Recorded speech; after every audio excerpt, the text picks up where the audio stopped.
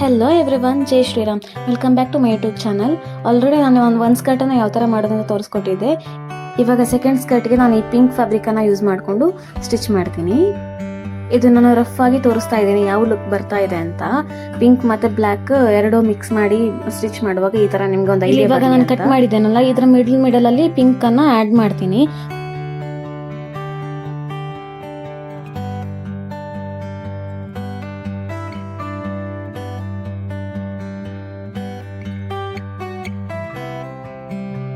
ನೋಡಿ, ಈ ಸೆರಗು ಪಾರ್ಟ್ ಅನ್ನ ನಾನು ಫ್ರಂಟ್ಗೆ, ಈ ಪ್ಲೇನ್ ಬ್ಲೌಸ್ ಪಾರ್ಟ್ ಅನ್ನ ಬ್ಯಾಕ್ಗೆ ಆಡ್ ಮಾಡ್ಕೋತಾ ಇದ್ದೀನಿ. ಇಲ್ಲಿ ನಾನು ಸೆರಗು ಪಾರ್ಟ್ ಮತ್ತೆ ಬ್ಲೌಸ್ ಪಾರ್ಟ್ ಅನ್ನ ಮಿಡಲ್ಗೆ ಎರಡು ಪೀಸ್ ಆಗಿ ಕಟ್ ಮಾಡ್ಕೋತಾ ಇದ್ದೀನಿ. ಈ ತರ ಸೆರಗು ಪಾರ್ಟ್ 2 ಪಾರ್ಟ್ ಮತ್ತೆ ಬ್ಲೌಸ್ ಪಾರ್ಟ್ 2 ಪಾರ್ಟ್ ಆಗಿ ಕಟ್ ಮಾಡ್ಕೋತಾ ಇದ್ದೀನಿ. ಇಲ್ಲಿ ಇವಾಗ ನನಗೆ ಬ್ಲ್ಯಾಕ್ 5 ಪೀಸಸ್, ಸೆರಗು ಪಾರ್ಟ್ 2 ಪೀಸು ಮತ್ತೆ ಬ್ಲೌಸ್ ಪಾರ್ಟ್ 2 ಪೀಸ್ ನನಗೆ ಸಿಕ್ಕಿದೆ. ಇವಾಗ ಬ್ಲ್ಯಾಕ್ ಮೇಲೆ ಇವಾಗ ಪ್ರಿಂಟ್ ಇರೋ ಫ್ರಂಟ್ ಪಾರ್ಟ್ ಅನ್ನ ಅಟ್ಯಾಚ್ ಮಾಡ್ತಾ ಇದ್ದೀನಿ. ಸೆರಗು ಪಾರ್ಟ್ ಅಲ್ಲಿ ಏನು 2 ಪೀಸ್ ಆಗಿ ಕಟ್ ಮಾಡ್ಕೊಂಡಿದ್ದೀನೋ ಅದರಲ್ಲಿ 1 ಪಾರ್ಟ್ ಅನ್ನ ಇವಾಗ ಈ ತರ ಸ್ಟಿಚ್ ಮಾಡ್ಕೋತಾ ಇದ್ದೀನಿ ಬ್ಲ್ಯಾಕ್ ಮೇಲೆ.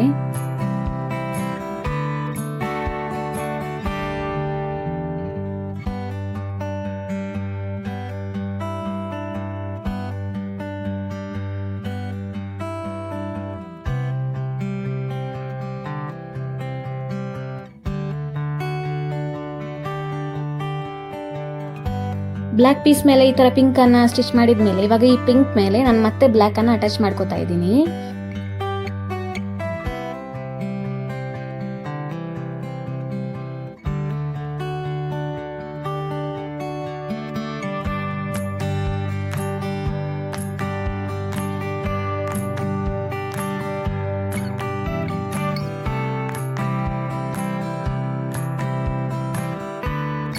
ಇವಾಗ ಬ್ಲ್ಯಾಕ್ ಅನ್ನ ಅಟ್ಯಾಚ್ ಮಾಡಿದ್ಮೇಲೆ ಇವಾಗ ಬ್ಲ್ಯಾಕ್ ಮೇಲೆಗೆ ಮತ್ತೆ ಇನ್ನೊಂದು ಸೆರಗದ ಪಾರ್ಟ್ ಇನ್ನೊಂದು ಪೀಸ್ ಇತ್ತಲ್ಲ ಅದನ್ನ ಮತ್ತೆ ಅಟ್ಯಾಚ್ ಮಾಡ್ತಾ ಇದ್ದೀನಿ. ಇಲ್ಲಿಗೆ ಸೆರಗು ಪಾರ್ಟ್ 2 ಪೀಸು ಅಟ್ಯಾಚ್ ಆಗಿ ಆಯ್ತು, ಮುಗೀತು.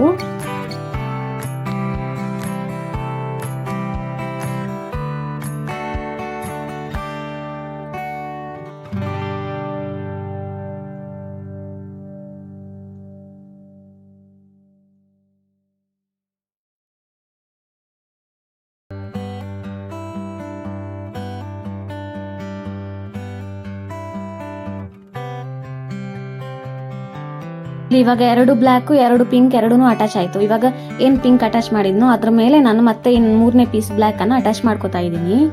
ಇಲ್ಲಿಗೆ 3 ಪೀಸ್ ಬ್ಲ್ಯಾಕ್ 2 ಪೀಸ್ ಪಿಂಕ್ ಅನ್ನ ಅಟ್ಯಾಚ್ ಮಾಡಿದ್ದೀನಿ. ಇಲ್ಲಿಗೆ ಫ್ರಂಟ್ ಪಾರ್ಟ್ ಅಟ್ಯಾಚಿಂಗ್ ಮುಗೀತು. ಇವಾಗ ಬ್ಯಾಕ್ ಪಾರ್ಟ್ ಇನ್ನೂ ರೆಡಿ ಮಾಡ್ಕೋತೀನಿ.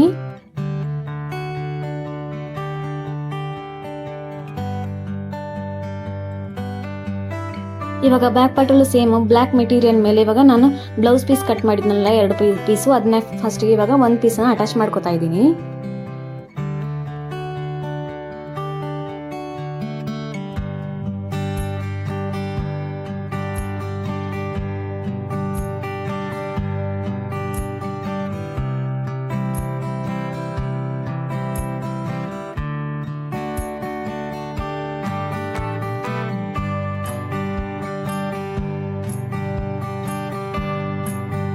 ಈ ತರ ಫಸ್ಟ್ ಪೀಸ್ ಅಟ್ಯಾಚ್ ಆದ್ಮೇಲೆ ಈ ಪಿಂಕ್ ಮೇಲೆ ಮತ್ತೆ ಇವಾಗ ಉಳಿದಿರೋ ಇನ್ನೊಂದು ಬ್ಲ್ಯಾಕ್ ಮೆಟೀರಿಯಲ್ ಅನ್ನ ಅಟ್ಯಾಚ್ ಮಾಡ್ತಾ ಇದ್ದೀನಿ. ಅಂದ್ರೆ ಬ್ಲ್ಯಾಕ್ ಪೀಸ್ ಅನ್ನ ಅಟ್ಯಾಚ್ ಮಾಡ್ತಾ ಇದ್ದೀನಿ.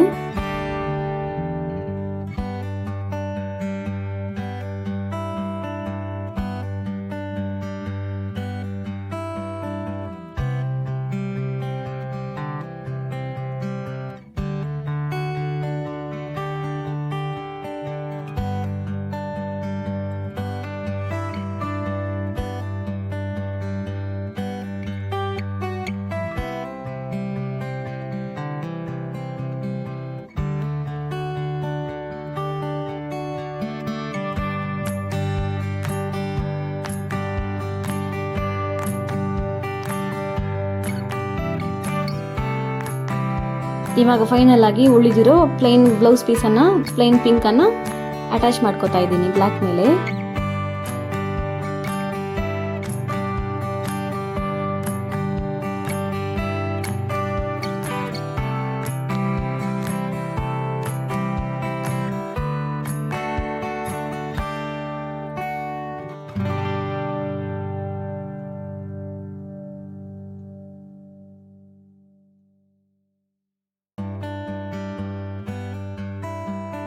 ಫ್ರಂಟ್ ಪಾರ್ಟ್ ಅಟ್ಯಾಚ್ ಆದ್ಮೇಲೆ ಈ ತರ ಕಾಣಿಸ್ತಾ ಇದೆ ನೋಡಿ.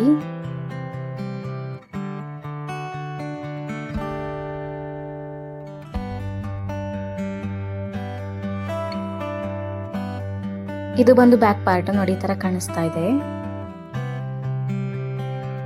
ಇವಾಗ ಫ್ರಂಟ್ ಪಾರ್ಟ್ ಮೇಲೆ ಈ ತರ ಬ್ಯಾಕ್ ಪಾರ್ಟ್ ಅನ್ನ ಇಟ್ಕೊಂಡು ಸ್ಟಿಚ್ ಮಾಡ್ಕೊತಾ ಇದೀನಿ, ಅಟ್ಯಾಚ್ ಮಾಡ್ಕೊತಾ ಇದೀನಿ. ಅಂದ್ರೆ ಫ್ರಂಟ್ ಪಾರ್ಟಿಗೆ ಬ್ಯಾಕ್ ಪಾರ್ಟ್ ಅಟ್ಯಾಚ್ ಮಾಡ್ಕೊತಾ ಇದೀನಿ.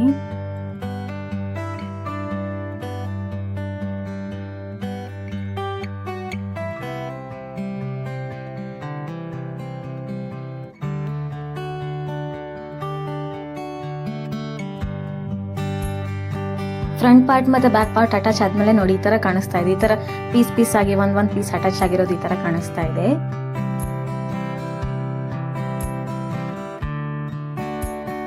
ಇದಿಷ್ಟು ಅಟ್ಯಾಚ್ ಆದ್ಮೇಲೆ ನಾನು ಇವಾಗ ಇಲ್ಲಿ ಕಸ್ಟಮರ್ದು ಲೆಂತ್ ಏನಿದೆ, ಸ್ಕರ್ಟ್ ಲೆಂತ್ ಏನಿದೆಯೋ ಅದನ್ನ ನೋಡ್ಕೊಂಡು ಕಟ್ ಮಾಡ್ಕೊತಾ ಇದ್ದೀನಿ. 1 ಇಂಚ್ ಆಡ್ ಮಾಡ್ಕೊಂಡು ಕಟ್ ಮಾಡ್ಕೊತಾ ಇದ್ದೀನಿ.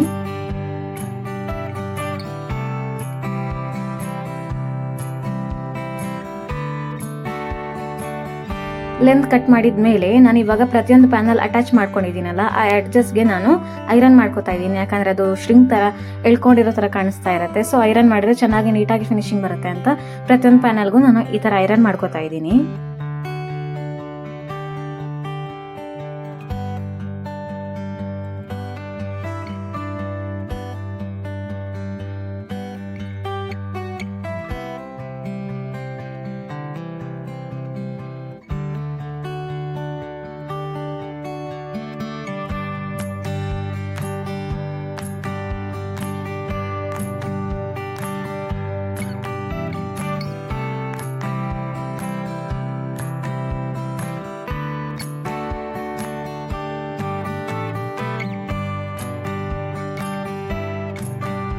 ಪ್ರತಿಯೊಂದು ಪ್ಯಾನಲ್ಗೂ ಐರನ್ ಆದ್ಮೇಲೆ ಕಸ್ಟಮರ್ದು ವೇಸ್ಟ್ ಏನಿದೆಯೋ ಅದಕ್ಕೆ 3 ಇಂಚಸ್ ಆಡ್ ಮಾಡಿಕೊಂಡು ಈ ತರ ಐರನ್ ಮಾಡ್ಕೊತಾ ಇದ್ದೀನಿ. ಅಂದ್ರೆ ಇವಾಗ ವೇಸ್ಟ್ 30 ಇಂಚಸ್ ಇದ್ರೆ ಅದಕ್ಕೆ 3 ಇಂಚಸ್ ಆಡ್ ಮಾಡ್ಕೊಂಡು ಐರನ್ ಮಾಡ್ಕೊತಾ ಇದ್ದೀನಿ. ಅಂದ್ರೆ ನಾನು ಈ ತರ ಪ್ಲೀಟ್ಸ್ ಅನ್ನ ಐರನ್ ಮಾಡ್ಕೊಂಡು ಸ್ಟಿಚ್ ಮಾಡ್ಕೊಂಡಿದ್ಮೇಲೆ ವೇಸ್ಟ್ ನನಗೆ 33 ಇಂಚಸ್ ರೆಡಿ ಬೇಕು.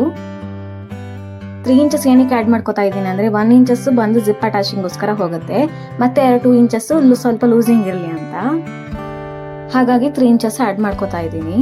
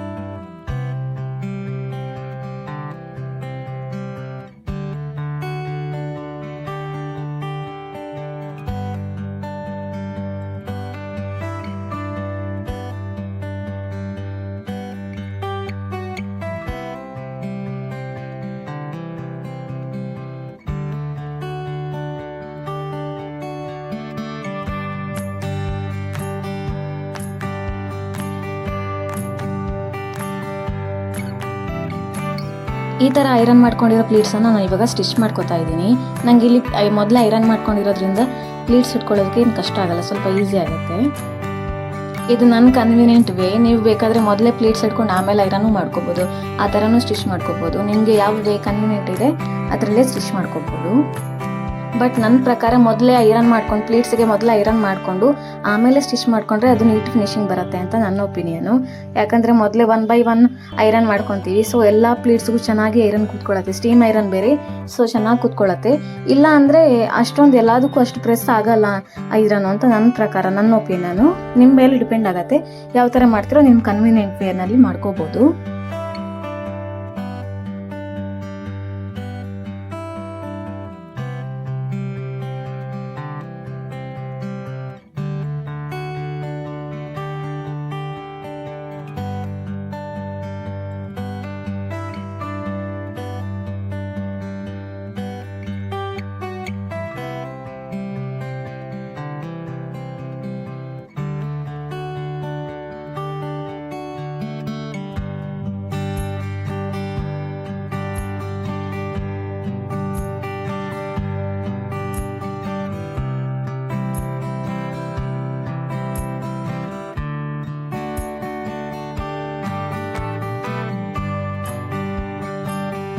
ಎಲ್ಲ ಪ್ಲೀಟ್ಸನ್ನು ಸ್ಟಿಚ್ ಮಾಡ್ಕೊಂಡಿದ್ಮೇಲೆ ಈ ಥರ ಲುಕ್ ಇದೆ ನೋಡಿ. ಒಂದು ಪಿಂಕ್ ಒಂದು ಬ್ಲ್ಯಾಕ್, ಆ ಥರ ಲುಕ್ ಇದೆ ನೋಡಿ.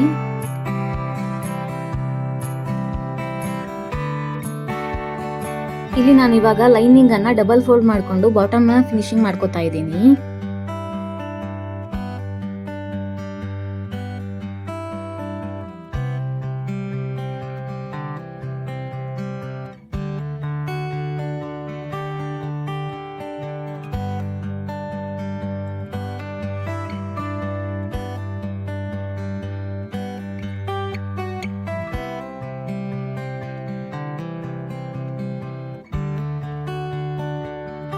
ಇವಾಗ ಫಿನಿಶಿಂಗ್ ಮಾಡ್ಕೊಂಡಿರೋ ಲೈನಿಂಗ್ ಅನ್ನ ನಾನು ಮೊದಲೇ ಏನು ಐರನ್ ಮಾಡ್ಕೊಂಡು ಪ್ಲೀಟ್ಸ್ ಅನ್ನ ಸ್ಟಿಚ್ ಮಾಡ್ಕೊಂಡು ಇಟ್ಕೊಂಡಿದ್ನು ಆ ಮೈನ್ ಫ್ಯಾಬ್ರಿಕ್ಗೆ ಅಟ್ಯಾಚ್ ಮಾಡ್ಕೋತಾ ಇದ್ದೀನಿ. ಮೈನ್ ಫ್ಯಾಬ್ರಿಕ್ ಅದು ಉಲ್ಟಾ ಸೈಡ್ಗೆ ಈ ತರ ಅಟ್ಯಾಚ್ ಮಾಡ್ಕೋತಾ ಇದ್ದೀನಿ.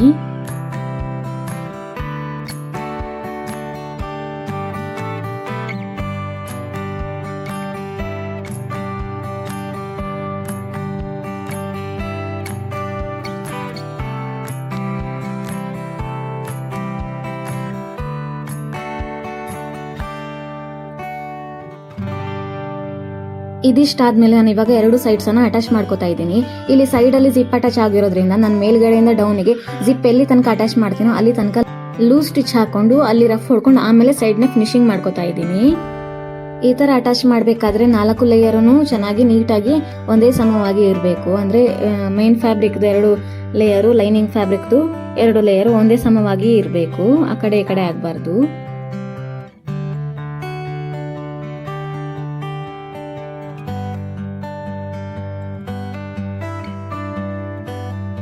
ಇಲ್ಲಿ ನಾನು ಮೈನ್ ಫ್ಯಾಬ್ರಿಕ್ ಮತ್ತೆ ಲೈನಿಂಗ್ ಅನ್ನ ಎರಡನ್ನು ಸಪರೇಟ್ ಆಗಿ ಅಟ್ಯಾಚ್ ಮಾಡ್ತೀನಿ. ಎಲ್ಲಾ ವಿಡಿಯೋದಲ್ಲಿ ಹೇಳೋ ತರಾನೇ ಫಿನಿಶಿಂಗ್ ಚೆನ್ನಾಗಿ ಬರೋದು ಇವಾಗ ನಾವು ಲೈನಿಂಗ್ ಮತ್ತೆ ಮೈನ್ ಫ್ಯಾಬ್ರಿಕ್ ಅನ್ನ ಸಪರೇಟ್ ಆಗಿ ಸೈಡ್ ಫಿನಿಶ್ ಮಾಡಿದಾಗ್ಲೇ. ಸೊ ಹಾಗಾಗಿ ನಾನು ಎರಡನ್ನು ಸಪರೇಟ್ ಆಗಿ ಈ ತರ ಫಿನಿಶ್ ಮಾಡ್ಕೋತಾ ಇದ್ದೀನಿ.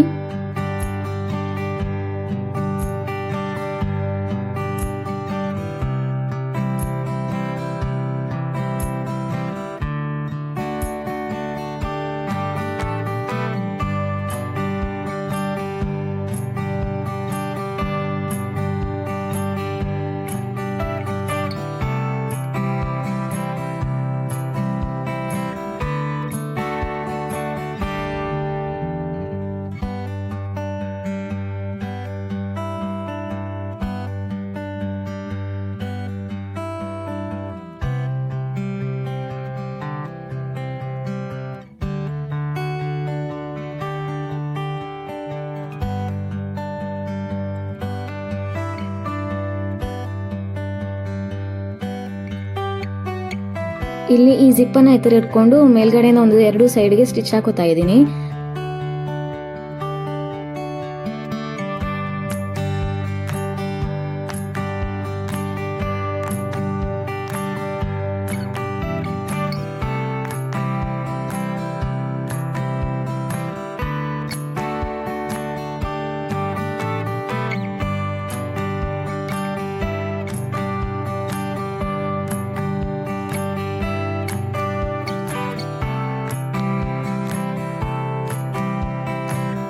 ಎರಡೂ ಸೈಡ್ಗೆ ಈ ಥರ ಸ್ಟಿಚ್ ಹಾಕೊಂಡಿದ್ಮೇಲೆ ನಾನೇನು ಲೂಸ್ ಸ್ಟಿಚ್ ಹಾಕೊಂಡಿದ್ನೋ ಅದನ್ನ ರಿಮೂವ್ ಮಾಡ್ಕೋತಾ ಇದ್ದೀನಿ.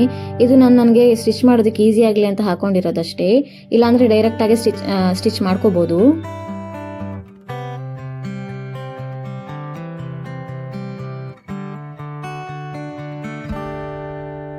ಲೂಸ್ ಸ್ಟಿಚ್ಚನ್ನು ಈ ಥರ ಓಪನ್ ಮಾಡ್ಕೊಂಡಿದ್ಮೇಲೆ ನಾನು ಇವಾಗ ಜಿಪ್ಪರ್ ಟೀಸನ್ನು ಓಪನ್ ಮಾಡಿಕೊಂಡು ಅದರ ಪಕ್ಕದಲ್ಲಿ ಇನ್ನೊಂದು ಸ್ಟಿಚ್ ಹಾಕೋತಾ ಇದ್ದೀನಿ ಚೆನ್ನಾಗಿ ಫಿನಿಶಿಂಗೋಸ್ಕರ.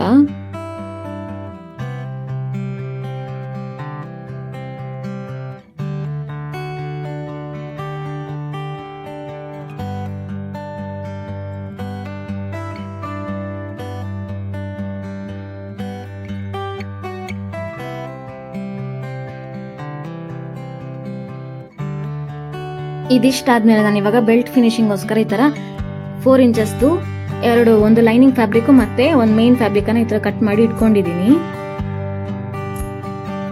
ಲೈನಿಂಗಿಗೆ ನಾನು ಆಲ್ರೆಡಿ ಕ್ಯಾನ್ವಾಸ್ನ ಐರನ್ ಮಾಡಿ ಇಟ್ಕೊಂಡಿದ್ದೀನಿ. ನಾನೇನು ಲೈನಿಂಗನ್ನು 4 ಇಂಚಿಗೆ ಈ ಥರ ಕಟ್ ಮಾಡಿ ಇಟ್ಕೊಂಡಿದ್ನೋ ಅದನ್ನ ಇವಾಗ ಮೇನ್ ಫ್ಯಾಬ್ರಿಕ್ಗೆ ಈ ಥರ ಅಟ್ಯಾಚ್ ಮಾಡ್ಕೋತಾ ಇದ್ದೀನಿ. ಇಲ್ಲಿ ನಾನು ಬೆಲ್ಟನ್ನು 4 ಇಂಚಸ್ ಆಗಲ್ಲ ಮತ್ತೆ ಉದ್ದ ಬಂದು 30 ಇಂಚಸ್ ವೇಸ್ಟ್ ಆಗಿರೋದ್ರಿಂದ 33 ಇಂಚಸ್ ನಾವು ಆಲ್ರೆಡಿ ಸ್ಕರ್ಟ್ನ ರೆಡಿ ಮಾಡಿಟ್ಟಿದ್ದೀವಿ. ಅದಕ್ಕೆ 3 ಇಂಚಸ್ ಆ್ಯಡ್ ಮಾಡ್ಕೊಂಡಿದ್ದೀನಿ. ಅಂದರೆ 33 + 3 ಇಂಚಸ್ನ ಬೆಲ್ಟನ್ನು ರೆಡಿ ಮಾಡೋದಕ್ಕೆ ನಾನು ರೆಡಿ ಮಾಡ್ಕೊಂಡಿದ್ದೀನಿ. ಇಲ್ಲಿ ನಾನು ಇವಾಗ ಬೆಲ್ಟನ್ನು ಅಟ್ಯಾಚ್ ಮಾಡ್ಕೊಳ್ಳೋದಕ್ಕೆ ಲೈನಿಂಗ್ನ ಉಲ್ಟಾ ಸೈಡಿಂದ ಈ ಕಡೆ 1.5 ಇಂಚಸ್ಸು ನಾನು ಫಿನಿಶಿಂಗೋಸ್ಕರ ಬಿಟ್ಕೊಂಡು ಆಮೇಲೆ ಮೇಲ್ಗಡೆಯಿಂದ ಸ್ಟಿಚ್ ಮಾಡ್ಕೋತಾ ಇದ್ದೀನಿ. ಈ ಥರ ಅಟ್ಯಾಚ್ ಮಾಡಬೇಕಾದ್ರೆ ಬೆಲ್ಟ್ ಬಂದು ಕ್ಯಾನ್ವಾಸ್ ಅಟ್ಯಾಚ್ ಮಾಡಿದ್ದೀವಲ್ಲ ಉಲ್ಟಾ ಸೈಡು ಅದು ಬಂದು ಮೇಲ್ಮುಖವಾಗಿರಬೇಕು. ಬೆಲ್ಟ್ದು ರೈಟ್ ಸೈಡ್ ಇದೆಯಲ್ಲ ಅದು ಲೈನಿಂಗ್ ಸೈಡ್ಗೆ ಕೆಳಮುಖವಾಗಿರಬೇಕು.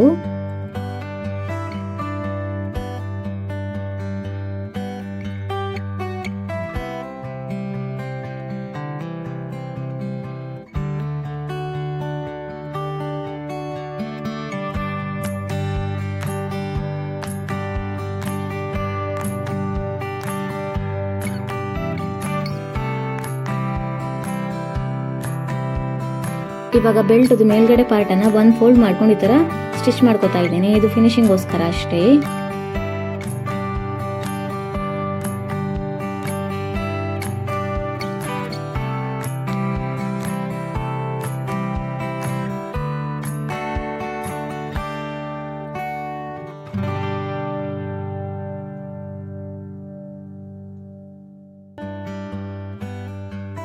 ಬೆಲ್ಟನ್ನು ನಾವೇನೊಂದು ಸ್ಟಿಚ್ ಹಾಕೊಂಡು ಅಟ್ಯಾಚ್ ಮಾಡ್ಕೊಂಡಿದ್ವು ಇದನ್ನು ಇವಾಗ ಮೇನ್ ಸೈಡ್ಗೆ ಈ ಥರ ಟರ್ನ್ ಮಾಡಿಕೊಂಡು ಮೇಲ್ಗಡೆಯಿಂದ ಒಂದು ಕಿನ್ನರಿ ಸ್ಟಿಚ್ ಹಾಕೋತಾ ಇದ್ದೀನಿ.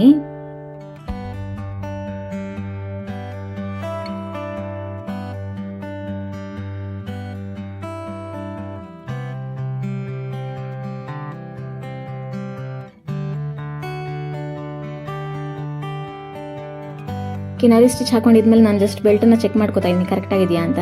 ಇವಾಗ ಎರಡು ಸೈಡಲ್ಲಿ 1.5 ಇಂಚಸ್ ಬಿಟ್ಕೊಂಡಿದ್ವಲ್ಲ ಅದನ್ನು ಈ ಥರ 1 ಫೋಲ್ಡ್ ಮಾಡಿಕೊಂಡು ಈ ಥರ ಫಿನಿಶಿಂಗ್ ಕೊಡ್ತಾ ಇದ್ದೀನಿ. ಎರಡು ಸೈಡಲ್ಲಿ ಈ ಥರ ಫಿನಿಶಿಂಗ್ ಆದಮೇಲೆ ಇವಾಗ ಈ ಬೆಲ್ಟನ್ನು ಈ ಥರ 1 ಫೋಲ್ಡ್ ಮಾಡಿಕೊಂಡು ಮೇಲ್ಗಡೆಯಿಂದ ಒಂದು ಟಾಪ್ ಸ್ಟಿಚ್ ಹಾಕೋತಾ ಇದ್ದೀನಿ. ಇಲ್ಲಿ ನಾನು ಬೆಲ್ಟ್ ಸ್ಟಿಚ್ ಮಾಡ್ಕೊಳ್ಳೋದಕ್ಕೆ ಈಸಿ ಆಗಲಿ ಅಂತ ಪಿನ್ ಯೂಸ್ ಮಾಡ್ಕೊಂಡಿದ್ದೀನಿ.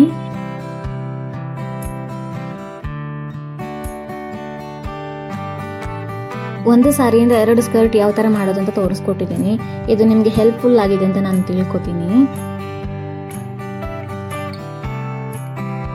ಇದಕ್ಕೆ ಡೋರಿ ರೆಡಿ ಮಾಡ್ಕೊಂಡ್ರೆ ನಮ್ಮ ಸ್ಕರ್ಟ್ ರೆಡಿ ಆಗುತ್ತೆ. ನೋಡಿ ಬೆಲ್ಟ್ ಎಷ್ಟು ಚೆನ್ನಾಗಿ ಫಿನಿಶಿಂಗ್ ಬಂದಿದೆ ಅಂತ. ಈ ಸ್ಕರ್ಟ್ ಅದು ಫೈನಲ್ ರಿಸಲ್ಟ್ ಈ ಥರ ಇದೆ. ಒಂದು ಸಾರಿಯಿಂದ ಈ ಥರ 2 ಪ್ಲೀಟೆಡ್ ಸ್ಕರ್ಟ್ನ ಐಡಿಯಾ ಯಾವ ಥರ ಇದೆ, ನಿಮ್ಗೆ ಇಷ್ಟ ಆಯ್ತಾ ಅಂತ ಕಮೆಂಟ್ ಸೆಕ್ಷನಲ್ಲಿ ತಿಳಿಸಿ. ನೆಕ್ಸ್ಟ್ ವಿಡಿಯೋದೊಂದಿಗೆ ನಿಮಗೆ ಸಿಗ್ತೀನಿ. ಅಲ್ಲಿ ತನಕ ಥ್ಯಾಂಕ್ ಯು. ರಾಮ್ ರಾಮ್.